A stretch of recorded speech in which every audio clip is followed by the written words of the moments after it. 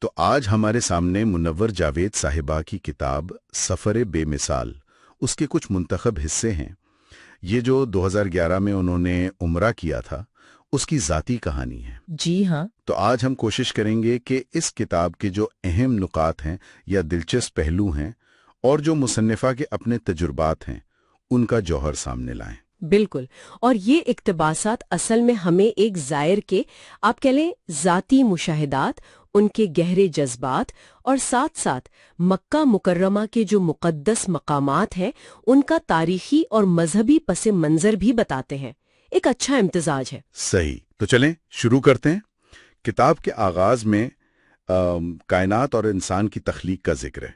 یہ کس طرح سے بیان ہوا ہے؟ دیکھیں، مصنفہ نے شروع کیا ہے کہ اللہ تعالیٰ نے مختلف رنگوں کی مٹی سے حضرت آدم علیہ السلام کا پتلا بنایا اور پھر اس میں روح پھونکی۔ اچھا، پھر فرشتوں کو سجدے کا حکم ہوا تو سب نے کیا سوائے ابلیس کے۔ وہ انکار والا واقعہ۔ اور پھر یعنی حضرت آدم و حوا کا جنت سے زمین پر آنا اور ان کی توبہ قبول ہونا، یہ سب بیان کیا گیا ہے۔ ادوار ہیں، ان کا ذکر ملتا ہے، حضرت آدم سے شروع ہو کر پھر حضرت شیث علیہ السلام اور پھر خاص طور پر حضرت ابراہیم علیہ السلام اور حضرت اسماعیل علیہ السلام کے ہاتھوں تعمیر۔ اچھا، اس کے بعد قریش نے تعمیر کی، پھر حضرت عبداللہ بن زبیر رضی اللہ کے زمانے میں ہوئی، حجاج بن یوسف، اور پھر آخر میں ترک سلطان مراد رابع کے دور تک کی تعمیر نو کا تذکرہ ہے۔ ایک لمبی تاریخ ہے۔ صحیح۔ یہ جاننا کہ اتنے انبیاء اور اقوام کا حصہ رہا ہے کعبہ کی تعمیر میں، یہ یقیناً زائر کے لیے ایک بہت گہرا احساس پیدا کرتا ہوگا کہ وہ ایک تسلسل کا حصہ ہے۔ جی بالکل، ایک تاریخی دھارے کا۔ اب آتے ہیں مصنفہ کے اپنے سفر پر۔ اکتوبر 2011 میں یہ شروع ہوا۔ جی، سفر برطانیہ سے شروع ہوا۔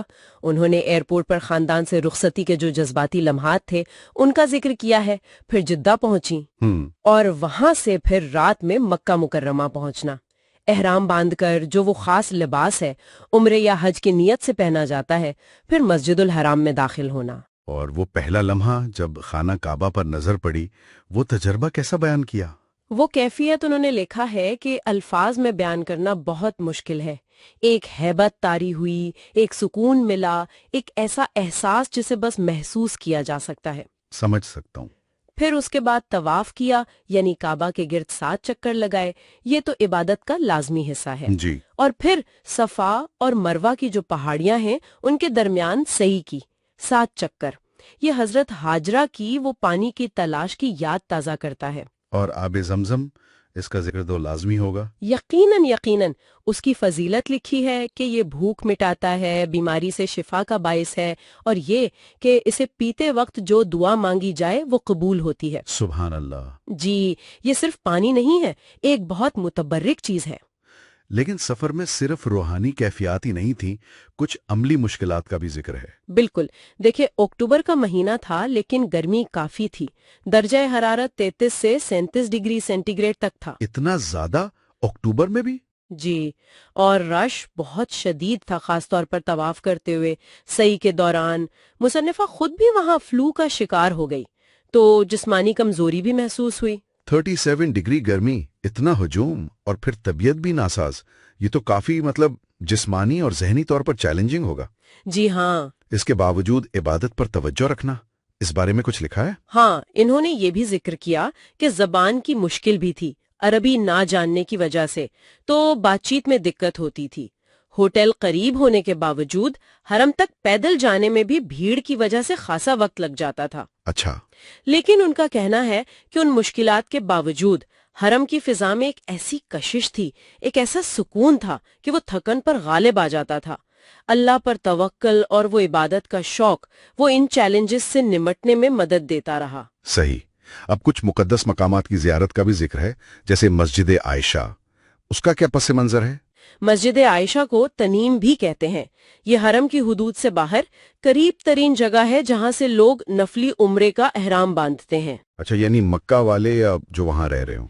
جی، اس کا نام حضرت عائشہ کے نام پر اس لیے پڑا کہ حجۃ الوداع کے موقع پر انہوں نے یہیں سے اپنے عمرے کا احرام باندھا تھا۔ اچھا، اور حتیم کا بھی ذکر ہے، वहां नमाज पढ़ने की क्या खास बात है? हतीम वो जगह है खाना काबा के साथ जो निस्त बायरे की शक्ल में है, वो दरअसल पहले काबा का ही हिस्सा थी। हजरत इब्राहिम के जमाने में काबा की इमारत वहां तक थी। अच्छा। जी, तो इसलिए वहां नमाज पढ़ना ऐसा समझा जाता है गोया आपने काबा के अंदर नमाज पढ़ ली। जबरदस्त। किताब में जबल रहमत और गारे हरा का भी कुछ जिक्र है? हाँ, मुख्तसर जिक्र है। जबल रहमत तो अरफात के मैदान में वो पहाड़ी है जहाँ कहते हैं हजरत आदम और हव्वा की तौबा कबूल हुई थी। और गारे हिरा वो तो मशहूर जमाना गार है जहाँ हमारे नबी करीम सल्लल्लाहु अलैहि वसल्लम पर पहली वही नाजिल हुई। ये बहुत ही तारीखी मुकामात हैं। बिल्कुल। इन तमाम तजुर्बात में जो रूहानी पहलू है वो यकीनन सबसे अहम रहा होगा। बिलाशुबा हरम में इबादत का वो सुकून, अल्लाह से कुर्बत का वो गहरा एहसास, फिर अपने गुनाहों पर नदामत, आंसुओं का आना और तौबा की कबूलियत की एक सच्ची उम्मीद, ये वो जज्बात हैं जिनका मुसन्निफा ने बार बार जिक्र किया है। सही। और हरम में एक नमाज का सवाब जो है वो 1,00,000 नमाजों के बराबर बताया गया है। 1,00,000? जी, इस वजह से लोग हर नमाज, खास तौर पर जुम्मे की नमाज, बहुत एहतमाम से पढ़ते हैं। उस दिन रश भी बहुत ज्यादा होता है। इबादात में तवाज़ुन के हवाले से भी कोई बात सामने आई कि नवाफिल कितने अहम हैं, फराइज कितने? हाँ, मुसन्निफा ने इस बात पर जोर दिया है कि फर्ज नमाजें जो हैं उनकी वक्त पर और बाजमात अदायगी सबसे अहम है। नवाफिल और सुन्नतों की अपनी जगह बहुत फजीलत है, लेकिन फराइज को अव्वलियत देनी चाहिए। ये एक अहम याद दहानी है। बिल्कुल। सफर के दौरान जो जाती एहसासात थे, जैसे घर वालों से दूरी या बीमारी का जिक्र, वो किस तरह किया गया? घर वालों की याद का जिक्र तो है, लेकिन साथ में ये एहसास भी गालिब है कि वो अल्लाह के घर में मेहमान है और बीमारी के बावजूद इबादत जारी रखने का एक अज़्म और अल्लाह पर मुकम्मल भरोसा, ये पहलू भी बहुत नुमाया है। तो खुलासा ये है कि ये इक्तबासात हमें उम्रा के सफर की एक बहुत ही भरपूर तस्वीर देते हैं।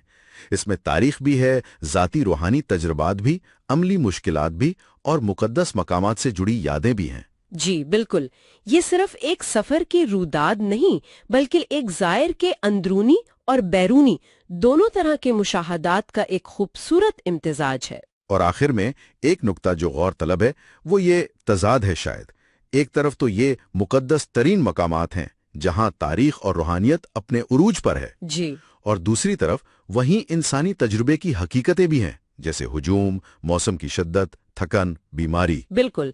ये तजाद शायद हमें ये याद दिलाता है कि रूहानी बुलंदी का तजुर्बा भी इसी दुनियावी और इंसानी वजूद के साथ जुड़ा हुआ है। सही कहा।